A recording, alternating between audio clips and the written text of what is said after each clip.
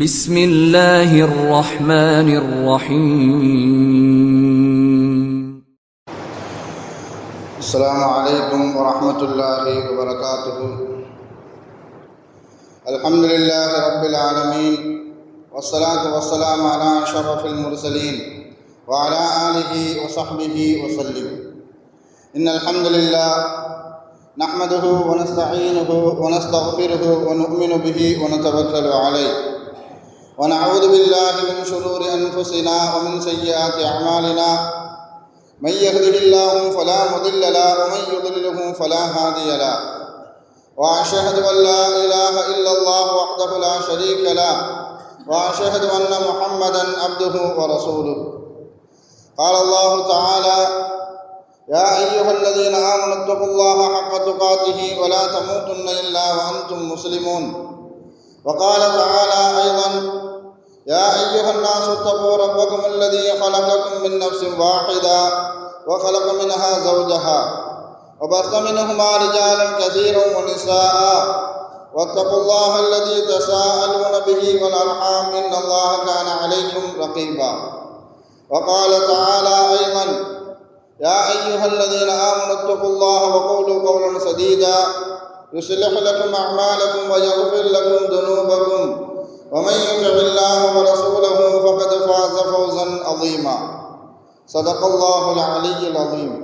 قال نبينا صلى الله عليه وسلم: فإن الأصدق الحديث كتاب الله، وخير الهدي هدي محمد صلى الله عليه وسلم، وشر الأمور محدثاتها، وكل محدثة بدعة، وكل بدعة ضلالة، وكل ضلالة في النار. வார்த்தைகளில் சிறந்தது அல்லாஹ்வுடைய வார்த்தை என்றும், வழிகாட்டுதலில் சிறந்தது நபிகள் நாயகம் ஸல்லல்லாஹு அலைஹி வஸல்லம் அவர்களுடைய வழிகாட்டுதல் என்றும், காரியங்களில் மிக மிக கெட்டது மார்க்கத்தில் புதுமையை உண்டாக்குவது, ஒவ்வொரு புதுமையான காரியமும் வழிகேடுகள் அனைத்தும் உங்களை நரகில் கொண்டு போய் சேர்க்கும் என்று நமது நபி ஸல்லல்லாஹு அலைஹி வஸல்லம் அவர்கள் தங்களுடைய ஒவ்வொரு சொற்பொழிவிலும் இந்த மனித சமுதாயத்திற்கு ஞாபகப்படுத்தியதை இந்த நல்ல சந்தர்ப்பத்தில் இங்கு ஒன்று கூடியிருக்கின்ற உங்களுடைய சிந்தனையிலும் ஆரம்பமாக இந்த நபிமொழியை ஞாபகப்படுத்தி எனது உரையை ஆரம்பம் செய்கிறேன். அல்ஹம்துலில்லாஹ். கண்ணியமானவர்களே, அல்லாஹ் நல்லடியார்களே, அல்லாஹ் தஆலா தன்னுடைய ஏகத்துவ கலிமாவை எத்தி வைப்பதற்காக வேண்டி இந்த உலகத்தில் எண்ணற்ற நபிமார்களையும் ரசூல்மார்களையும் அனுப்பி வைத்தார்.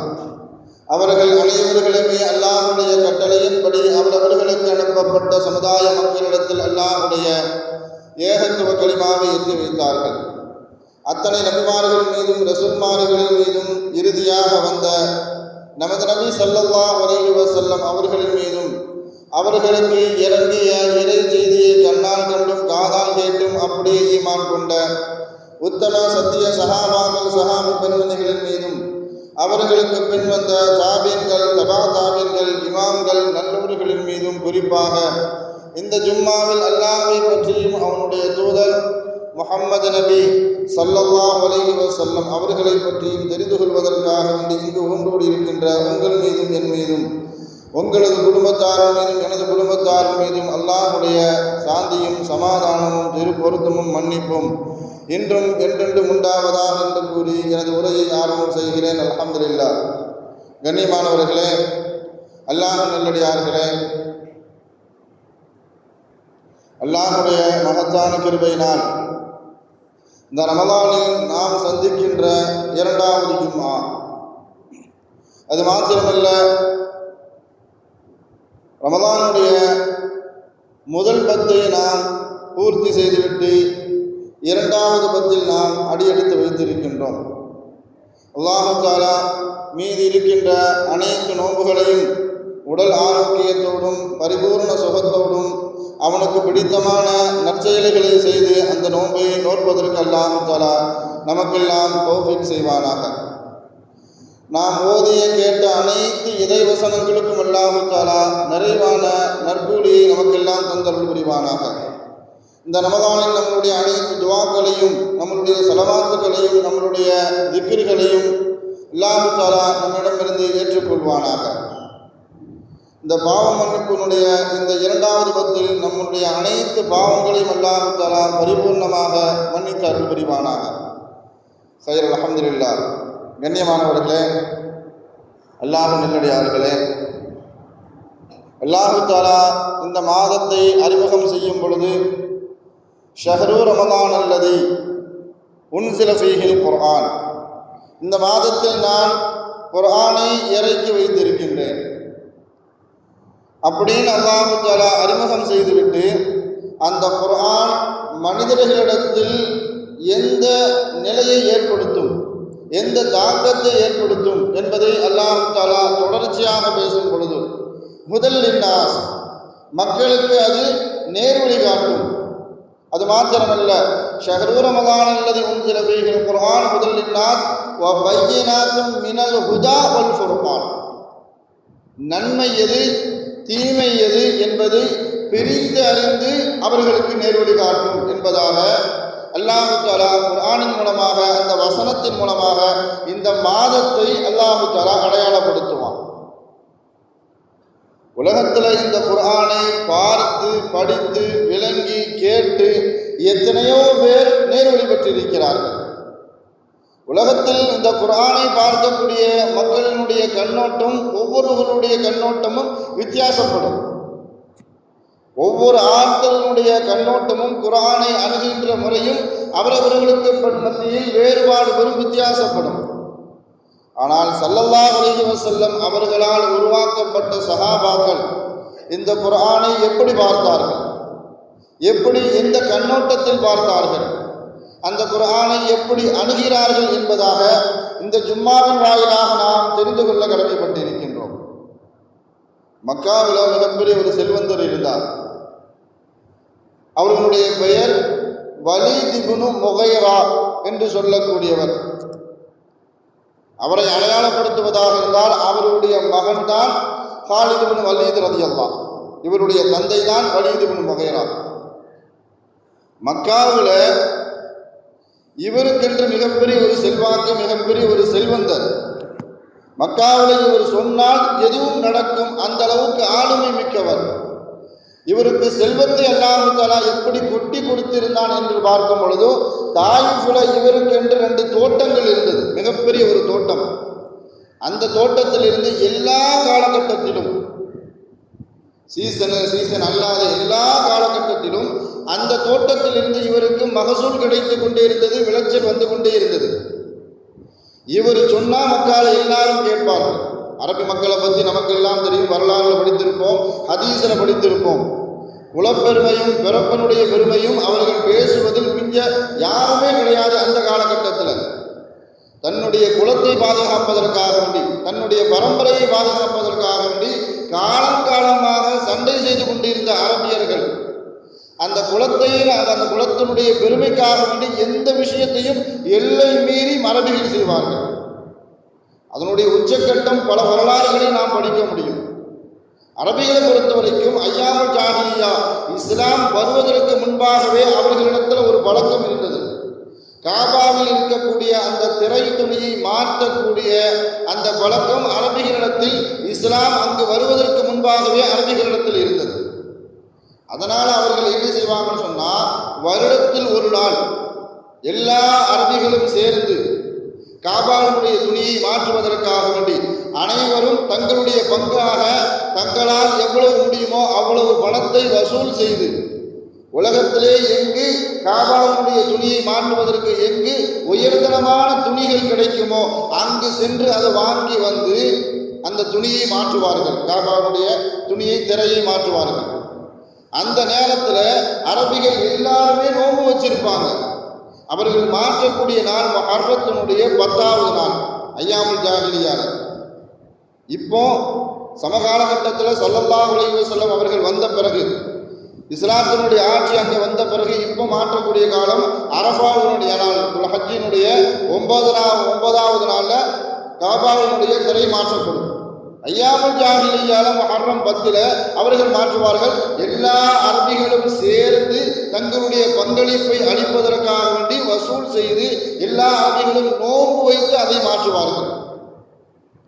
வலீது இப்னு முகைரா அவருக்கு மக்கள் எந்த அளவுக்கு அந்தஸ்தையும் உரிமையும் கொடுத்து வைத்திருந்தார்கள் என்று பார்க்கும் பொழுது, ஒரு வருடம் எல்லாருமா சேர்ந்து காபாவுடைய துணியை மாற்றுவார்கள் என்றால், மறு வருடம் வலீது இப்னு முகைரா மாத்திரம், அதில் யாருடைய பங்கும் இருக்காது.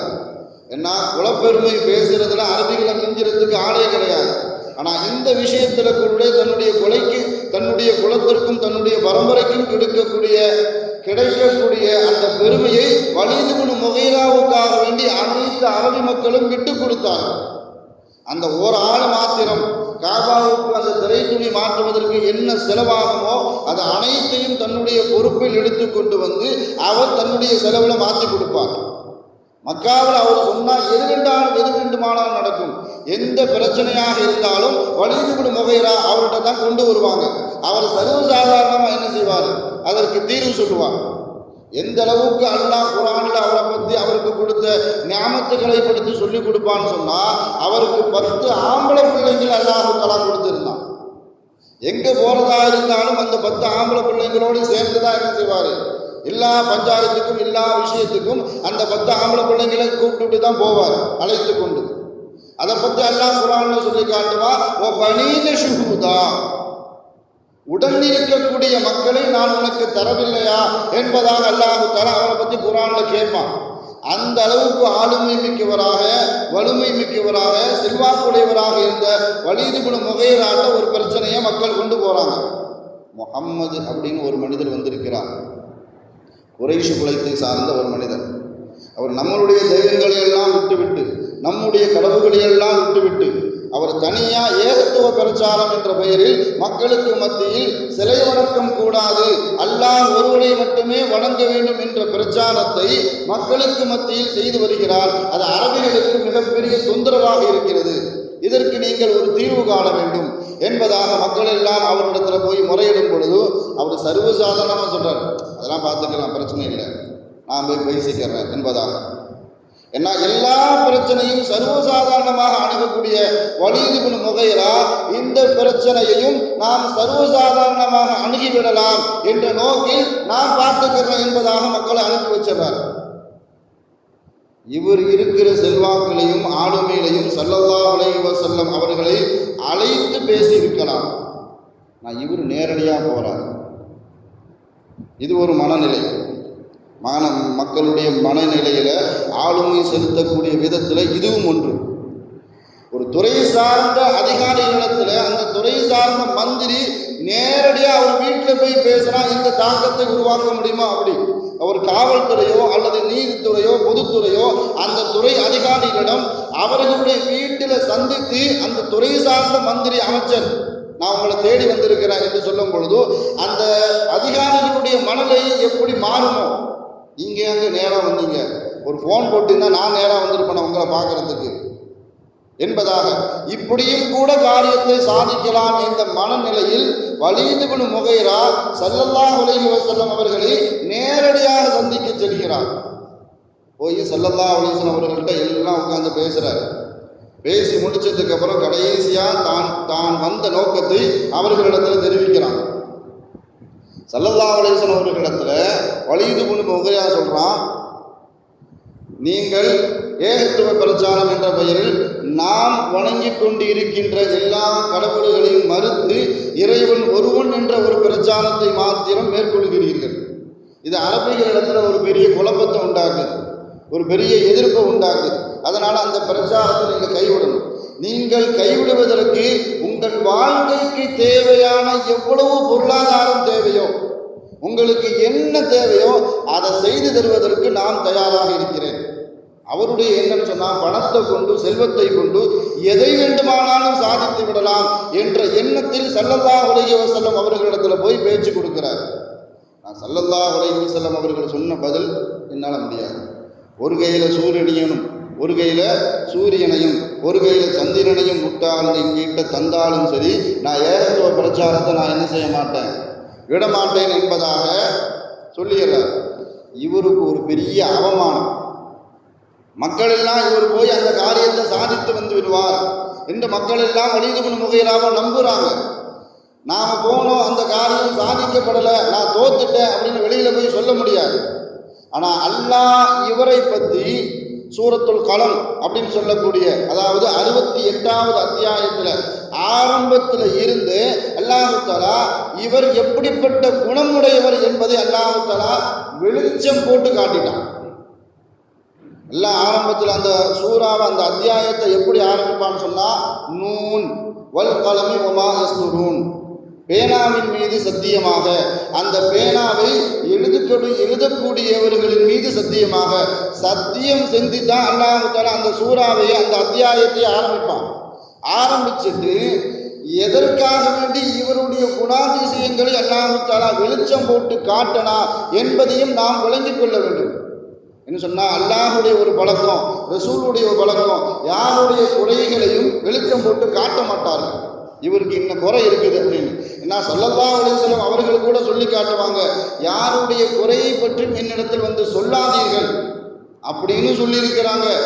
ஒருவருடைய குறையை ஒருவர் மறைத்தால் கியாமத் நாள்ல எல்லா மக்களுக்கு முன்னாடியும் அல்லாஹ் தஆலா அவருடைய குறையை மறைப்பான் என்பதாக ஸல்லல்லாஹு அலைஹி வஸல்லம் அவர்கள் சொல்லியிருக்கிறார்கள்.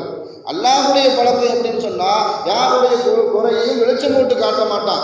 மூசா அலைஹிஸ்ஸலாம் அவர்கள் தங்களுடைய காலகட்டத்தில் மழைக்காக வேண்டி, பஞ்சத்திற்காக வேண்டி, மழை துளியை தொழுவதற்காக வேண்டி ஒரு மைதானத்தில் வந்து நின்று மழை துளியெல்லாம் தொழுது முடிச்சதுக்கு அப்புறம் தௌபா செய்யக்கூடிய நேரத்தில் அல்லாஹ் தஆலா மழையை இறக்கல.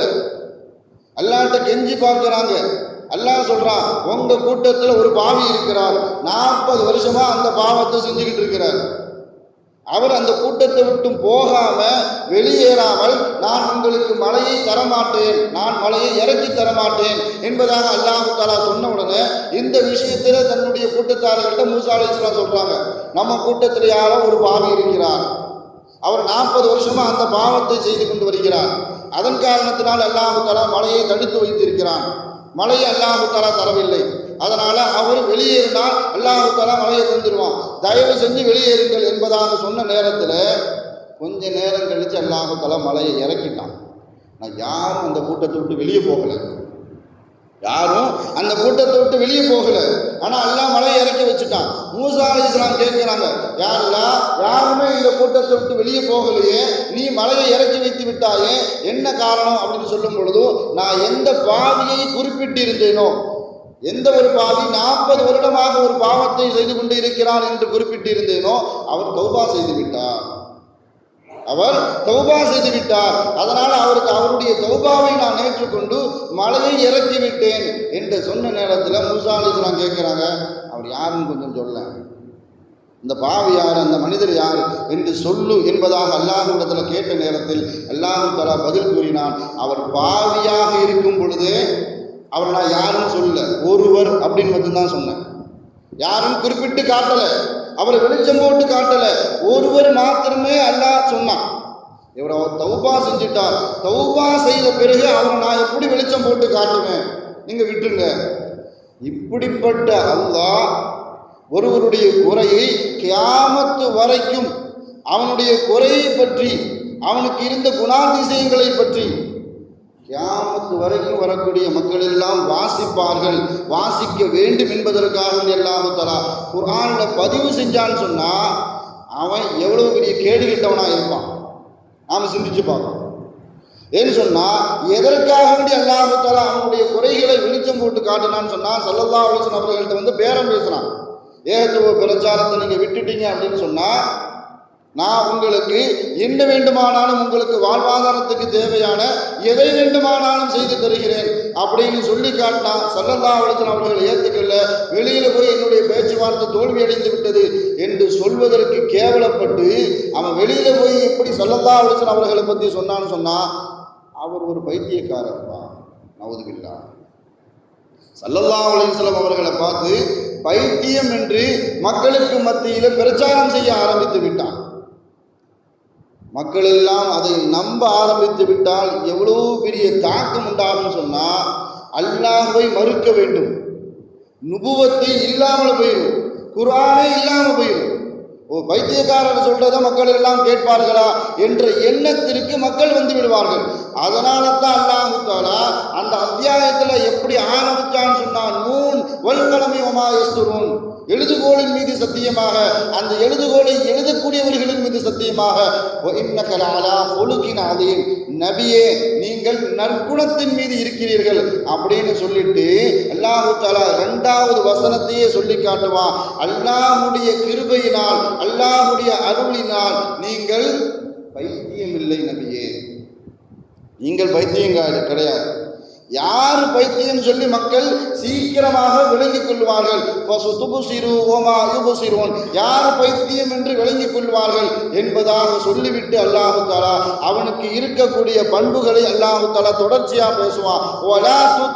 முதல்ல அல்லாஹ் சொன்னதே அதுதான், இது போன்ற குணாதிசயம் உடையவர்களை உங்களுடைய செயல்பாடுகளில் மறுமை சார்ந்த உலகம் சார்ந்த எந்த காரியமாக இருந்தாலும் சரி, அந்த காரியத்தில் அவர்களுடைய தலையீடு, அவர்கள் சொல்லி நீங்கள் கேட்க வேண்டும். உங்களுடைய முடிவுகளை அவர்களுடைய ஆளுமைக்கு உட்படுத்தி விடாதீர்கள், அவரை பின்பற்றாதீர்கள். வலா துதி குல்ல ஹல்லாஃபின் மஹீன், எல்லாம் முதல்ல அவனை பற்றி அல்லாஹ் தஆலா விமர்சனம் செய்ய ஆரம்பிக்கிறான். ஹல்லாஃபின் மஹீன், ஹல்லாஃபின் அப்படின்னு சொன்னா எதற்கெடுத்தாலும் தேவையில்லாமல் சத்தியம் செய்யக்கூடியவன். மஹீன், மக்களை ஒரு பொருட்டாமல் நினைக்காமல் மக்களை கேவலமாக நினைக்கக்கூடியவன். ஹம்மாஸ், பிறருடைய குறையை பேசி திரிபவன். மஷாஇன் பினமீம், ஒருவரை பற்றி ஒருவரிடம் கோல் சொல்லக்கூடியவன். ஸல்லல்லாஹு அலைஹி வஸல்லம் அவர்கள் சொல்லி காட்டினாங்க, ஒரு சமுதாயத்தில் ஒருவர் கோல் சொல்லக்கூடியவர்கள் இருந்தாலும் சரி, ஒருத்தரை பற்றி ஒருத்தட்ட பேசுறது ஒருவர் இருந்தாலும் அந்த சமூகத்துக்கு அல்லாஹ் தஆலா அருளை நிப்பாட்டிடுவான். ஒருத்தர் இருந்தால் கூட, ஏன்னு சொன்னா இவர் ஒருத்தரை பற்றி ஒருத்தட்ட போய் சொல்லுவார், இவரை பற்றி அவர் சொல்லும் போது ரெண்டு பேருக்கு மத்தியில பகைமை உண்டாகி கொண்டே இருக்கும். இப்படி ஒருத்தர்கிட்ட பற்றி ஒருத்தர் ஒரு கோல் சொல்லிக்கிட்டே இருந்தாங்கன்னு சொன்னா அந்த சமூகமே பகைமையில தான் இருக்கும். பகைமை இருக்கும் பொழுது அந்த சமூகத்தில் அல்லாஹ் தஆலா அருளை இறக்கவே மாட்டான். இவனை பற்றி அல்லாஹ் தஆலா சொல்லி காட்டும் பொழுது அம்மாசின், பிறருடைய குறையை பேசி திரிபவன். மஷாஇன் பினமீம், ஒருவரை பற்றி ஒருவரிடம் கோல் சொல்லி திரிவக்கூடியவன். மன்னாஇல் லில் கைர், நல்லதை செய்யக்கூடியதை தடுக்கக்கூடியவன். மன்னாஇல் லில் கைர், நல்லதை தடுக்கக்கூடியவன். துல்லிம் பஅத தாலிக ஸனீம், அல்லாஹ் தஆலா உச்சக்கட்டமாக ஒரு விமர்சனத்தை செய்தான். அவன் முரட்டு சுபாவம் உடையவன் அப்படின்னு சொல்லிட்டு பஅத தாலிக ஸனீம், அவன் பிறப்பே தப்பு அப்படின்னு சொல்லிட்டான். அவன் தவறான பிறப்பில் பிறந்தவன் என்பதாக சொல்லிட்டான். அவன் மக்களுக்கு மத்தியில் இவனை பற்றி தான் ஆயத்து இறங்கி இருக்கிறது என்று மக்காவாசிகளுக்கு எல்லாத்துக்குமே தெரிஞ்சிருச்சு, அவனுக்கும் தெரியும். ஆனால் அவன் சொன்னா அந்த 8 குணங்கள் என்கிட்ட இருக்கிறதுன்னு தெரியும். நான் கடைசியாக ரசூலுல்லாஹ் சொன்னாங்கல்ல, அவன் தப்பான பிறப்பு, தன்னுடைய தாயிட்ட போய் கேட்குறான், அவர் சொல்லக்கூடிய 8 குணங்கள் என்கிட்ட இருக்குது, ஆனால் கடைசியாக சொன்னதை பற்றி நீ தான் சொல்லணும். நான் யாருக்கு பிறந்தேன், என்னுடைய தந்தை யார், முகையரா கிடையாதான்னு கேட்கிறார். என்னுடைய தந்தை முகையரா கிடையாதா? என்ன ரசூலுல்லாஹ் பொய் சொல்ல மாட்டாங்க, என்ன தவறான பிறப்புன்னு சொல்லிட்டாங்க அவங்க. அல்லாஹ் குர்ஆன்ல வசனத்தில் இறக்கிட்டான், இது உண்மையா பொய்யா அப்படின்னு சொல்லும் பொழுதுதான் அவன் வலீதுனுடைய தாய் ஒற்றுக்கொண்டால், நான் உன்னை ஒரு ஆட்டிட எனக்கு தான் பெற்றேன், ஆடு மேய்ப்ப எனக்கு தான், எனக்கும் அவனுக்கும் ஒரு தவறான தொடர்பு இருந்துச்சு, அதன் மூலமாகத்தான் நீ பிறந்தாய். அந்த ரகசியத்தை இதுவரைக்கும் யார்கிட்டையும் அவனுக்கே தெரியாது, ரசூலுல்லாஹ்வுக்கே தெரியாது. அந்த ரகசியத்தை அல்லாஹ் தஆலா ஏன் போட்டு உடைச்சான்னு சொன்னா, காஃபிர்கள் மக்கால எத்தனையோ பேர் ரசூலுல்லாஹ்வை மறுத்தாங்க, ரசூலுல்லாஹ்வை வெறுத்தார்கள், அல்லாஹ்வை மறுத்தார்கள், ரசூலுல்லாஹ் கொண்டு வந்த குர்ஆனை வெறுத்தார்கள். எல்லாத்தையும் அல்லாஹ் தஆலா இந்த விமர்சனம் செய்யல. இவனையே அல்லாஹ் தஆலா வெளிச்சம் போட்டு காட்டுனா அப்படின்னு பார்க்கும் பொழுது ரசூலுல்லாஹ்வுடைய நுபுவத்தில் கை வச்சுட்டான். பைத்தியக்காரன் சொன்னா அந்த சொல் சாதாரணமான சொல் இல்லை. யாரும் பைத்தியக்காரன் போய் உட்கார்ந்து பேச மாட்டோம், பைத்தியக்காரன் சொல்றதையும் கேட்க மாட்டோம். அந்த மாதிரி சூழல் ரசூலுல்லாஹ்வுக்கு வந்து விடக்கூடாது. அப்படி சொல்ல ஆரம்பிச்சுன்னு சொன்னா குர்ஆன் வசனங்கள் எல்லாத்தையும் மறுக்க வேண்டி இருக்கும். அவங்க சொல்லக்கூடிய எல்லா செய்திகளும் பொய்யாகிவிடும். அதை உண்மைப்படுத்துவதற்காக அல்லாஹ் தஆலா அவன் எப்படிப்பட்டவன் தெரியுமா நபியே என்பதாக அவனை பற்றி ஒரு 9 விமர்சனங்களை அல்லாஹ் தஆலா வைத்துவிட்டு 9வது விமர்சனமாக அவனுக்கே தெரியாத ஒரு ரகசியத்தை அல்லாஹ் போட்டு உடைத்தான். நாங்கள் ஒரு விஷயத்தை சிந்திக்கணும்.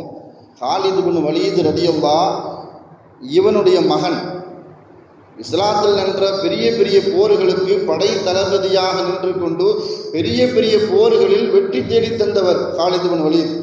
சைஃபுல்லா என்பதாக ஸல்லல்லாஹு அலைஹி வஸல்லம் அவர்களால் பாராட்டப்பட்டவர், அல்லாஹுடைய வாள் என்பதாக.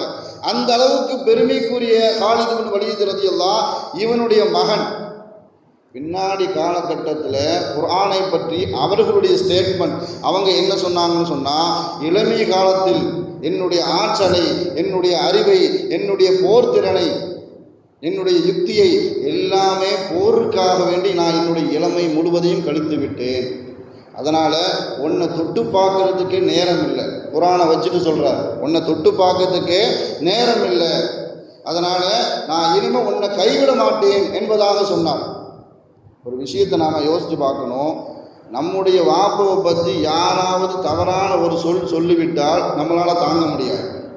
அந்த சொன்னது தான். அவர் மன்னிப்பு கேட்டாலும் அந்த சொன்னதுக்கு தான். ஆனால் பாததாலுக்கு சனீன் வலீதை பற்றி அல்லாஹ் தஆலா நீ தவறான பிறப்புன்னு சொல்லி காலித் இப்னு வலீத் ரலியல்லாஹ் அவர்களுடைய தந்தையை பற்றி அல்லாஹ் தஆலா குர்ஆனில் சொல்லி இருக்க, அந்த வசனம் இன்னும் குர்ஆனில் இருக்குது. நாமளும் இன்னும் ஓதிக்கிட்டு தான் இருக்கிறோம். இன்னும் சொல்ல போனால் காலித் ரலியல்லாஹ் அவர்களும் ஓதினார்கள். அவர்களும் அந்த வசனத்தை கடந்து தான் சென்றார்கள். என் வாப்பாவை பற்றி குர்ஆனில் இப்படி சொல்லப்பட்டிருக்கிறது, அதை நீக்கினா தான் நான் இஸ்லாத்தில் ஏற்றுக்கொள்வேன் அப்படின்னு சொல்லலை காலித் ரலியல்லாஹ். அதை நீக்கினால் தான் நான் குர்ஆனை தொடுவேன் அப்படின்னு சொல்லலை காலித் ரலியல்லாஹ். கடைசியில் அவங்க சொன்னது, என்னுடைய இளமையெல்லாம் நான் போருக்காக வேண்டி செலவழித்து விட்டேன், இனிமேல் நான் உன்னை விடமாட்டேன் என்பதாக குர்ஆனை பற்றி பிடித்து கொண்டு குர்ஆன் ஓத ஆரம்பித்தாலே தவிர குர்ஆனை விட்டும் அவர்கள் விலகி இருக்கிறார். இதுதான் குர்ஆனை பார்த்த பார்வை சஹாபாக்கள். தன்னுடைய தந்தையை பற்றி விமர்சனம் செய்யப்பட்டிருந்தாலும் அதை வெறுத்து ஒருக்காமல் அதை அவர்கள் பற்றி பிடித்து கொண்டு குர்ஆனுடைய நேசனத்தை ஆரம்பித்தார்கள், குர்ஆனுடைய தொடர்பை ஆரம்பித்தார்கள். அதன் மூலமாக அல்லாஹ்வை அடைந்து விட முடியும் என்பதாக சஹாபாக்கள் உறுதியாக நம்பினார்கள். இதுதான் சஹாபாக்கள் குர்ஆனுடைய பார்த்த பார்வை, அவர்கள் அணுகிய அணுகுமுறை. தப்பத்திதா சூராவை பற்றி நமக்கெல்லாம் தெரியும், எதற்காக வேண்டி இறக்கப்பட்டது என்பதாக. அதுவும் நபியின் மீது, நபியினுடைய நுபுவத்தின் மீது செய்யப்பட்ட அநீதத்தின் காரணமாக அல்லாஹ் தஆலா இறக்கி வச்சான். தப்பத் யதா அபீ லஹப், அபூ லஹபுடைய 2 கைகளும் நாசமாகட்டும். காலித் இப்னு வலீத் ரலியல்லாஹ் வலீதினுடைய முகைராவை பற்றி அல்லாஹ் தஆலா குர்ஆன் வசனங்களை இறக்கும் பொழுது பேர் சொல்லி இறக்கலை. அவனுக்கு செய்த அருள் கொடைகளையும் அவனுக்கு உண்டான குணாதிசயங்களையும் அல்லாஹ் தஆலா இறக்கி வச்சான். ஆனால் இங்கு அல்லாஹ் தஆலா தப்பத் யதா அபீ லஹப் என்பதாக பேர் சொல்லி அல்லாஹ் தஆலா குர்ஆன் வசனத்தை இறக்கினான். நான் ஒரு விஷயத்தை யோசிக்கணும். அபூ லஹபுடைய பெயர் அபூ லஹபா அப்படின்னு கேட்டால் அபூ லஹபு கிடையாது. அவன் பேர் அப்துல் உஸ்ஸா. அவன் பெயர் உஸ்ஸாவினுடைய அடிமை என்பதாகத்தான் அவன் பெயர் இருந்தது. அல்லாஹ் தஆலா எதற்காக வேண்டி இந்த புனை பெயரை அல்லாஹ் தஆலா சூட்டினான்னு சொன்னா, அபூ லஹப்னு சொன்னா நெருப்பை சுமக்கக்கூடியவன் அப்படின்னு அர்த்தம். நெருப்பை சுமக்கக்கூடியவன், நெருப்பின் தந்தை என்பதாகத்தான் அர்த்தம். அதனால தான் புனை பெயரின் மூலமாக அல்லாஹ் தஆலா அவனை இப்படி எச்சரித்தான். அவன் மீது அல்லாஹ் தஆலா சாபத்தை இறக்கினான். எந்த அளவுக்குன்னு சொன்னா, அவன் மீது சாபம் உண்டாகட்டும், அவனும் நரகத்துக்கு தான் போவா. அவனுடைய மனைவியும் நரகத்துக்கு தான் போவா. இப்படி அல்லாஹ் தஆலா வெளிச்சம் போட்டு காட்டினத்திற்கு பிறகு கூட அபூ லஹபுக்கு 6 பிள்ளைகள், 3 ஆம்பளை 3 பொம்பளை பிள்ளைங்க.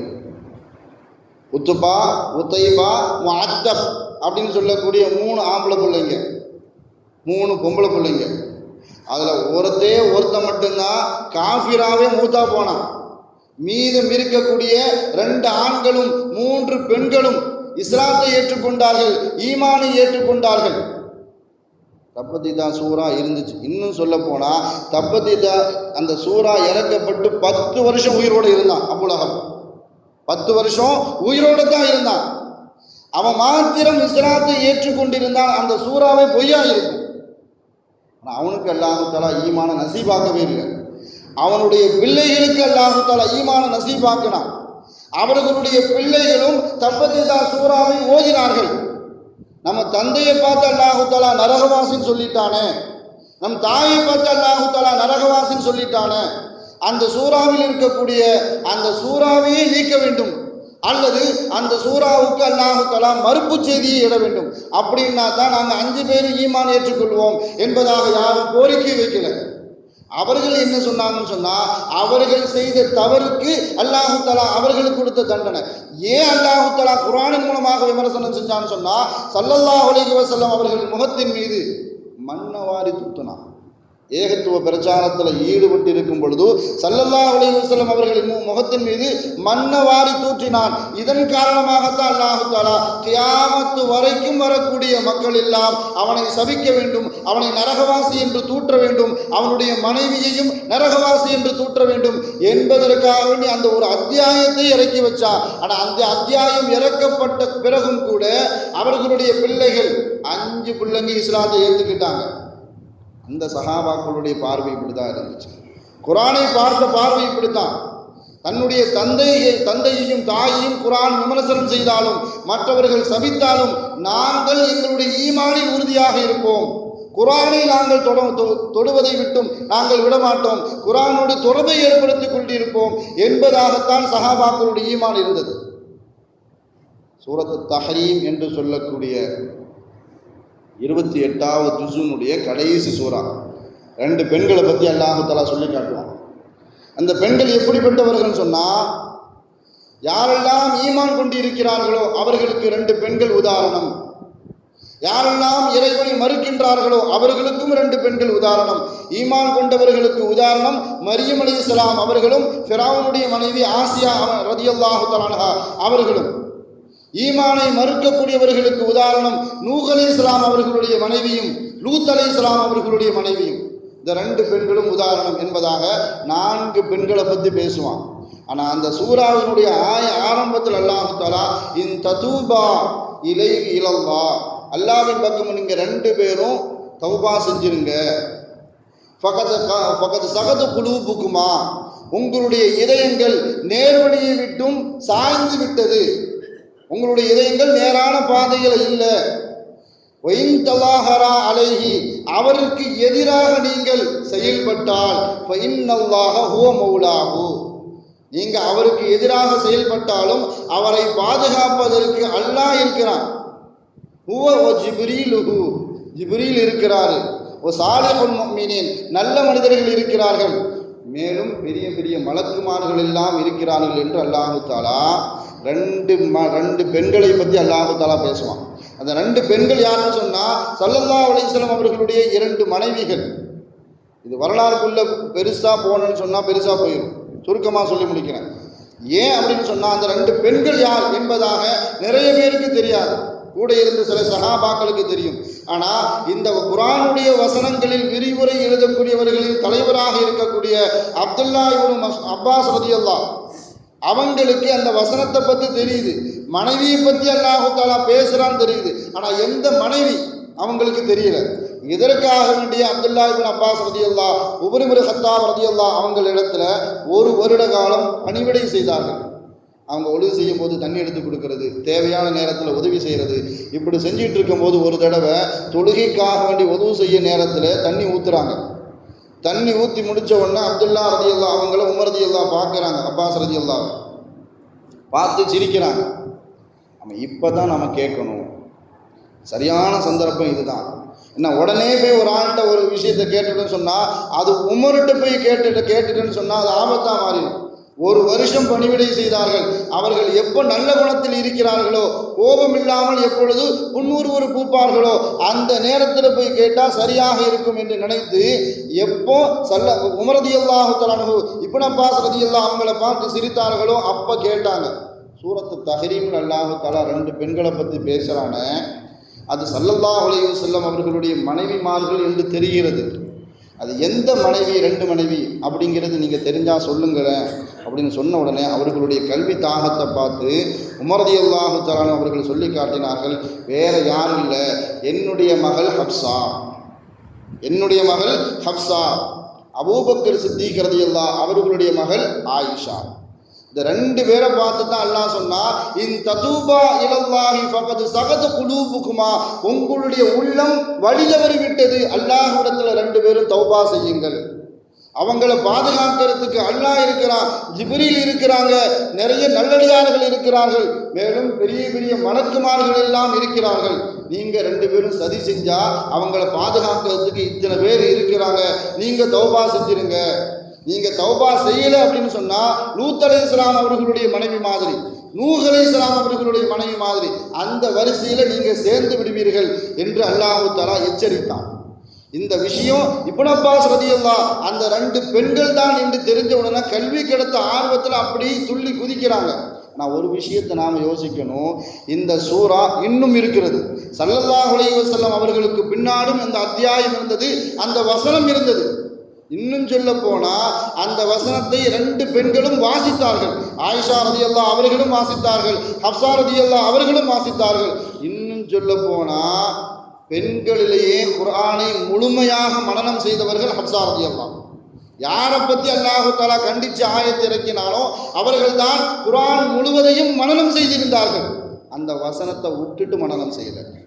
என்னை பற்றி தான் அல்லாஹ் தஆலா கண்டிச்சான் என்று ஹப்ஸா ரலியல்லாஹு அந்த வசனத்தை அந்த ஆயத்தை விட்டுட்டு மனப்பாடம் செய்யல.